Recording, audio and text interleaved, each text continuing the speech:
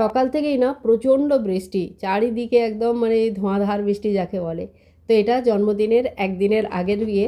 2-3 দিন ধরে এখানে এত বৃষ্টি, প্রায়ই অনলাইন স্কুল হচ্ছে, প্রায়ই ছুটি ঘোষিত হয়ে যাচ্ছে। আর 18 তারিখে ছেলের জন্মদিন, সেই দিনকে তো প্রচুর বৃষ্টি হয়েছিল। তো এই দিনকে সকাল সকাল প্রচুর বৃষ্টি হয়েছিল। আর এরপরে খানিকটা সময় মানে বৃষ্টিটা মানে সেই পকেটে বৃষ্টি হয়তো মাঝখানটা একটু বন্ধ ছিল, তখন গিয়ে আমরা দু একটা জামা কাপড় নিয়ে এসেছিলাম, মানে প্রায় দুপুর দিকের সময় বলতে পারেন। আর আজকে একটা বড় কাজ হচ্ছে বাড়িতে। এই বড় কাজ এই জন্য বলছি কারণ এই পুচকে কাজটার জন্য অনেক দিন ধরে কিন্তু পেন্ডিং হয়ে যায়, কখনো কখনো কোনো কাজ না লম্বা থেকে যায়, আমি দেখেছি। তো এই যে লাইট লাগানোর কাজটা আজকে হাজব্যান্ড করে দিয়েছে, খুব মানে খুব কাজের জিনিস আর কি। লাইটগুলো পড়েই ছিল। আর সব থেকে ভয় লাগছিল কি জানো তো, লাইটগুলো তো সেরকম মানে অরিজিনাল প্যাকিংটা তো আর নেই, ওই ঘর থেকে এই ঘরে লাইটটা এসেছে, কিন্তু মানে ওগুলো যদি ওইভাবেই থলিতে থেকে যায় তাহলে তো যে যে কোনো দিন ফেটে নষ্ট হয়ে যেতে পারে। তো ওটাই একটা প্রচণ্ড ভয়ের জিনিস লাগছিল আমার, যে ফেটে যাবে, খারাপ হয়ে যাবে, তো ওটা লাগানো উচিত। তো যাই হোক, হাজব্যান্ডের মানে প্রচণ্ড অফিসের চাপ চলছিল, যার জন্য মানে লাগাতেই পারছিলেন না। আর ইলেকট্রিশিয়ান এসেছিলেন, কিন্তু সেদিনকে আবার কি মানে টিভি সুইচে যেদিন কাজটা হয়েছিল, সেদিনকে টিভি সুইচের কাজের পর আর সময় ছিল না, ছেলেদের স্কুল থেকে আনতে যাওয়ার কথা ছিল। তো আমি কাজটা সেদিনই বন্ধ করিয়ে দিয়েছিলাম, যে না আবার বাকি কাজগুলো পরে করাবো। তো ওটা রয়েই গেছিলো। তো হাজব্যান্ডও এগুলো একটু আধটু করতেই পারে, বাড়ির কাজ সমস্ত মানে বেশিরভাগটাই করে নেয়। এটা একটা খুব বড় প্লাস পয়েন্ট বলতে পারেন। তো যাই হোক, আমরা মানে বাজার থেকে মাঝখানে দেখালাম না, গাড়িতে করে গেলাম, তো মাঝখানে গিয়ে জামা কাপড় কিছু নিয়ে এসেছি, যে জামা কাপড়গুলো কালকে ভিডিওটাই শেয়ার করেছি আমি। ভালো দেখতে লাগছে, মানে ঠিকঠাক পরে বেশ আরাম। আর এখানে ঠাকুরের দর্শন করে নিন, সকাল সকাল পুজো পাঠ হয়ে গেছে। আর এই যে ঠাকুরের পুজোর ভিডিওগুলো না, এগুলো আপনাদের খুব ভালো লাগে, মানে সত্যি আমারও খুব ভালো লাগে শেয়ার করতে। তো এই ভিডিওটা শেয়ার করা হয়ে গেছে, ওটা না দেখেছেন তো নিশ্চয়ই দেখে নেবেন। আর এখানে আমি বানাচ্ছি সকালের জলখাবারে একটা ইনস্ট্যান্ট দোসা। তো এখানে সুজি নিয়েছি 1 কাপ, আর 1-2 চামচ এখানে বেসন, 1-2 চামচ শুকনো আটা যেগুলো আমরা ইউজ করি, সেটা দিয়ে একটা পাউডারের মতন পিষে নিয়ে তাতে 1 কাপ দই মিশিয়েছি, সামান্য নুন।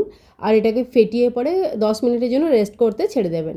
এরপরে দোসা বানাবেন, ক্রিস্পি খুব সুন্দর দোসা তৈরি হয়। যদি প্রপার রেসিপি চাই তাহলে একবার বলবেন, ওয়েসে তো সবাই এই রেসিপিগুলো জানে। আর এরপরে তৈরি হবে পায়েস। তো কিছুদিন আগেই হরিয়ালি তীজ ছিল, সেদিনকেও পায়েস তৈরি হয়েছে। আর রাখি মানে রক্ষাবন্ধন আসতে চলেছে, তো সেদিনও পায়েস তৈরি হবে। বাড়িতে পায়েসটা উৎসবের সময় না একটু বেশিই হয়ে যায়, তাই জন্য অল্প অল্প তৈরি করব। তো আজকেও খুব বেশি পায়েস বানাবো না, অল্পখানে পায়েস বানাবো। কেননা জন্মদিনে জানেন তো, জন্মদিন যখন থাকে বাচ্চাদের বিশেষ করে, তখন কিন্তু পায়েস বানালে তারা দীর্ঘায়ু হয়। তো পায়েসটা বাড়িতে নিশ্চয়ই বানানো খুব শুভ, তাই অল্প হলেও নিশ্চয়ই বানানো উচিত। আর এখানে বাড়িরই কারি পাতা নিয়ে নিয়েছি, কিছু শুকনো মশলা যেমন চানা মশলা, জিরা মশলা, মানে জিরা পিসা হওয়া পাউডার, ধনে পাউডার, একটুখানি গরম মশলা আর সামান্য আমচুর পাউডার, এইগুলোকে মিশিয়ে এরকম ঠিক একটা পেস্ট তৈরি করেছি। আর তেল গরম করে তাতে সর্ষে, মানে যেগুলো ছোটো সর্ষে হয়, রাই বলে যেটাকে, ছোটো সর্ষে, সামান্য আদা দিয়ে পরে আর এই মশলাটা একটুখানি ভেজে সেদ্ধ আলুটাকে হাতে হালকা হালকা মেশ করে সেটাকে মিশিয়ে দিতে হবে। তো এটাও খুব জলদি তৈরি হয়ে যায় আর খুব টেস্টিও হয়। বিনা পেঁয়াজ রসুনের এই সবজিটা মানে ভগবানকে ভোগও লাগানো যেতে পারে, আর বানানোও খুব ইজি।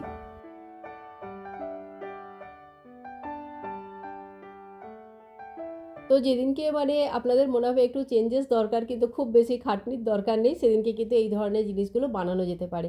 মানে আমার না ইজি টু কুক যে জিনিসগুলো হয় সেগুলো বানাতে সত্যিই মানে আমি প্রেফার করি। তাতে কি আমার বাড়ির না অনেকগুলো কাজ একসাথে হয়ে যায়, কোনো জিনিস আটকায় না, মানে যেমন রান্নাঘরেই সারাদিন থেকে গেলাম এই ব্যাপারটা হয় না। তো যাই হোক, সেগুলো নিজের নিজের পছন্দের ব্যাপার, আমি আমার নিজের কথাটা আপনাদের জানালাম। আর এই দেখুন, এই যে ক্রিস্পি দোসাটা, এটা একটুখানি যদি মোটা মোটা করে বানান তাহলে স্পঞ্জি টাইপের একটু নরম দোসা তৈরি হয়। ওইখানেই যদি এটা পাতলা করে বানানো হয় তাহলে কিন্তু খুব ক্রিস্পি আর খুব সুন্দর দোসাগুলো তৈরি হয়। মানে রওয়া ধোসা টাইপের যাকে বলতে পারেন। আর একদমই মানে বোঝাই যায় না যে এটা ইনস্ট্যান্ট, এটার পেছনে এত মানে এত পরিশ্রম নেই। যেখানে কি বাড়িতে দোসা তৈরি করতে গেলে একদিন আগে থেকে প্রিপারেশন নিতে হয়, ভেজানো, তাকে পেশা, ফার্মেন্টেশন, অনেক কিছু থাকে। তো এটা না এত জলদি হয়, really I love this recipe.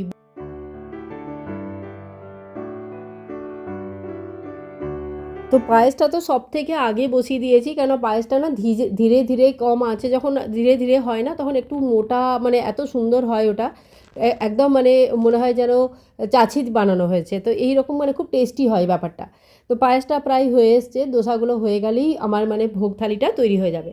তো সকালবেলায় ব্রেকফাস্টেও বাচ্চাদেরই এই খাবার, তো তার আগে কিন্তু সবথেকে আগে লাড্ডু গোপালকে ভোগ লাগাতে হবে, মন্দিরে ভোগ লাগাতে হবে।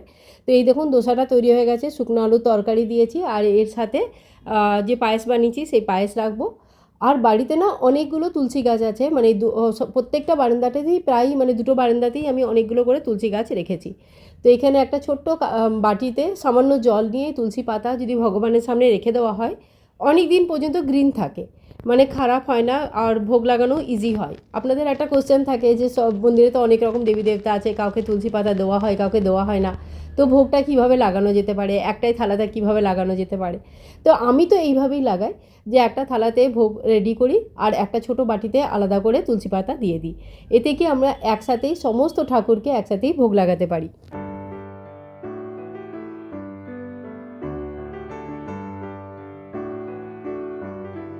তো এখানে মন্দিরে সকালে যেটা ফলের আর দুধের ভোগ লাগিয়েছিলাম সেগুলো সব এখান থেকে নিয়ে যাব। আর সবথেকে না ভগবানকে ভোগ দেওয়ার পর যে যেটা প্রসাদ তৈরি হয় সেটা না বাড়ির বাচ্চাদের বাকি লোকেদের মধ্যে বিতরণ করাটা খুবই প্রয়োজনীয়। অনেকেই বলেন প্রসাদের কী করা উচিত প্রসাদে মানে 10-15 মিনিট পরেই বিতরণ করে দেওয়া উচিত।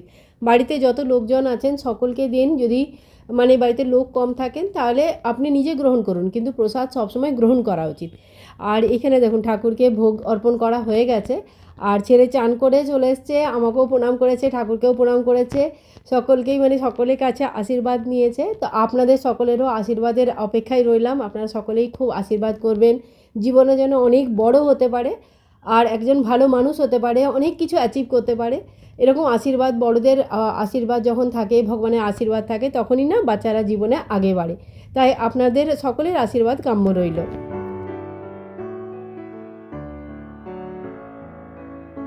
ওদিকে আওয়াজ শুনে গোল্ডিও চলে এসছে রেডি হয়ে, কি চলছে আমাকেও দেখতে হবে। গোল্ডির মানে না, গোল্ডি প্রচণ্ড ম্যাচিওর, ও না ওরকম নয়, ছোটো বাচ্চার মতো নয়, ও খুব ম্যাচিওর, প্রচণ্ড বুদ্ধিমান আর অনেক জিনিস খুব ভালোভাবে বোঝে। তো যাই হোক, ও অনেক অপেক্ষা করেছে, দেখেছে, বুঝেছে, তারপরে যাই হোক নিজে নিজের জায়গায় গেছে। 2-3 দিন হলো না ধ্রুপদের মানে অতিরিক্ত বর্ষার জন্য শরীরটা ভালো যাচ্ছে না, যার জন্য খাবার দাবার খুব হালকার মধ্যে করছি, আর জন্মদিনে প্রচুর জিনিস করে পরে মানে ওর শরীরটা আরও খারাপ করার আমার ইচ্ছে নেই। যাই হোক, কিন্তু ছেলের মানে জন্মদিনে যদি একটু একটু মানে কিছুই না হয় সেটাও আবার না বাচ্চাদের ভালো লাগে না, কারণ বছরে একবার এই দিনটার জন্য অনেকেই মানে খুব অপেক্ষা করে থাকে। তো তো ওর জন্য যে নতুন জামা কাপড়টা নিয়েছিলাম সেটাই ও পরেছে, গেঞ্জিটা আর পাজামা মানে ইয়েটা জিন্সটা, আর জিন্সটা খুব কমফোর্টেবল, পরে বেশ আরাম। তো মানে বাচ্চাদের যদি আপনারা জিন্স নিতে যান না, তাহলে খুব বেশি যেগুলো ফিটিংসের জিন্স না নিয়ে তারা মানে এই যেগুলো একটু আর কি 6 পকেটস বা যেগুলো একটু ক্লাসি লুক দেয়, একটুখানি জায়গা থাকে মানে পায়েটায় বসবার জন্য বেশ সুন্দর, ভেতরে বেশ ফ্লাপি লুক দেয় একটা, তো ওই ধরনের ব্যাগি প্যান্ট নিলে পরে ভালো লাগে দেখতে আর ওরা বেশ কমফোর্টেবল থাকে। তো এইখানে আমি সমস্ত কিছু সাজাবো, বেশি কিছু আনাইনি, একটা ছোট কেক আনানো হয়েছে, প্যাটিস আর একটু কিছু ডোনাটস আনিয়েছি।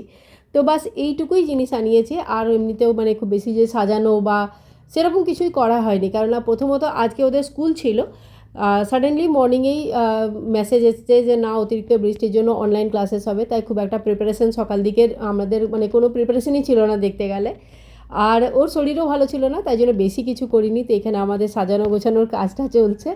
আর তার সাথে সাথে আপনাদের একটা কথা জানিয়ে রাখি, মানে ভিডিওসগুলো আপনারা খুব ভালোবাসেন, এর জন্য অনেক অনেক ধন্যবাদ। আসতে চলেছে রক্ষাবন্ধন, তারপরেই আমাদের মানে সকলের প্রিয় লাড্ডু গোপালের জন্মদিন, মানে আমাদের জন্মাষ্টমী আসতে চলেছে। তাই জন্মাষ্টমী রিলেটেড বা অন্যান্য যেগুলো ব্রত বা আমাদের যে অনুষ্ঠান রিলেটেড কোনো কোশ্চেন যদি আপনাদের থাকে, নতুন লাড্ডু গোপাল আনা, তার স্থাপনা প্রতিষ্ঠা বা তার প্রতিদিনের সেবা, নতুন যখন আনা হয় তার সাথে সাথে কী কী জিনিস আনা হয়, এই সমস্ত জিনিসগুলো ভিডিওগুলো কিন্তু আপনারা আমার চ্যানেলে অলরেডি পেয়ে যাবেন। তাও যদি কোনো কোশ্চেন থাকে তাহলে এই ভিডিওটাতে লিখতে পারেন, আমি মানে প্রচণ্ড চেষ্টা করবো নিজের তরফ থেকে কি অ্যাটলিস্ট জন্মাষ্টমী রিলেটেড সমস্ত ভিডিও আপনাদের সাথে শেয়ার করতে পারি।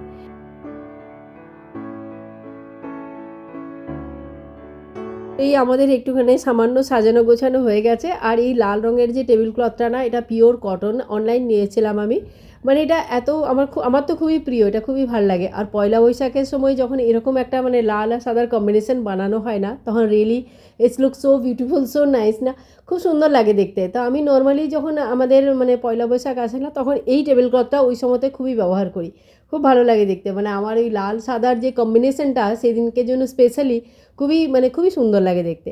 তো চলো, ঠাকুরের কৃপায় ভালোই ভালোই আমাদের বার্থডে সেলিব্রেশন হয়ে গেল। গল্লিও এসে গেছে দেখার জন্য কি চলছে। আর কেক কাটিং হয়ে গেছে। এই টাইমটা ছিল দুপুরবেলার টাইম। কেক কাটিং নর্মালি আজ পর্যন্ত আমরা বিকেলবেলাতেই করে এসেছি, সকলেই তাই করে। কিন্তু আমরা বলছি না যে ধ্রুপদের যেহেতু শরীরটা ভালো নেই, সেহেতু আমরা জিনিসগুলোকে একটু টাইমটাকে শিফট করেছি। রাতের দিকে হেভি খাবার বা এই ধরনের জিনিস হজম হতে কষ্ট হয়, সেই জন্য আমরা এটাকে শিফট করে দুপুরবেলায় নিয়ে এসেছি। আর দুপুরবেলায় আমরা এটা সেলিব্রেট করে নিয়েছি। সকলের আশীর্বাদে আমাদের বার্থডেটা একদম সিম্পলভাবে খুব সুন্দরভাবে কেটে গেল।